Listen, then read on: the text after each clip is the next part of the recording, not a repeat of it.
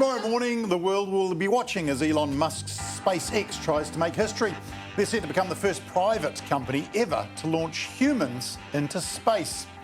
Yep, it's the ultimate in social distancing. At 8:30 a.m. our time, conditions permitting, NASA astronauts Robert Behnken and Douglas Hurley will strap themselves into a spacecraft in Florida called Crew Dragon and zoom into orbit, heading for the International Space Station. And very 2020, they are recycling. The liftoff rocket will be remotely guided to a barge in the Atlantic to be used again. Up until now, only governments have launched crews. SpaceX's plan to change that tomorrow has excited fans, especially in the US, which hasn't sent up people since the space shuttle was retired, and that was a decade ago. NASA hopes the flight will uplift people during the COVID pandemic. Certainly will do that. For me, to get an idea of just how big this is, we've got the head of our own private space company, Rocket Lab, Peter Beck, on board. Peter, how excited are you? Oh, Jeremy, I'm super excited. This is a massive milestone for human spaceflight. Can you explain to us why NASA chose SpaceX for this job?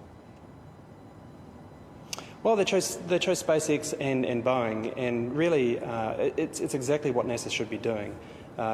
Human spaceflight has got to the point where it can be commercial, so government should only do things that don't make sense commercially.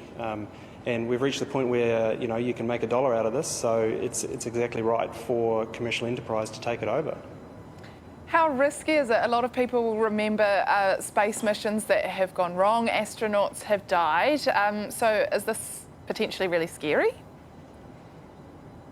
Well, I mean, every time you launch, especially with humans on board, there's an element of risk. But the risk has been mitigated as much as you possibly can with crew escape systems and a whole lot of infrastructure put in place to try and really minimise the risk as much as you can. But there is always a certain underlying level of risk for sure.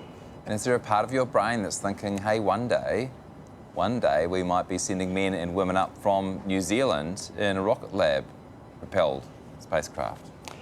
It won't be in a Rocket Lab vehicle. I have a fundamental aversion to flying astronauts. I think we can have a greater impact by delivering infrastructure and satellites to orbit. And the risk profile for me to put humans aboard a launch vehicle is not something I'm too excited about. But I'm in the front row cheering everybody else. And just for those watching at home, Peter, that is your mission control behind you, isn't it? That's not some graphic that we've been tricked by. No, this is mission control. So this is where we fly all the launch vehicles. This is where we control all our satellites, and this is where we'll go to the moon from. Peter Beck from Rocket Lab, always a pleasure. Thanks for joining us. Thanks, Jeremy. Thanks, Ben.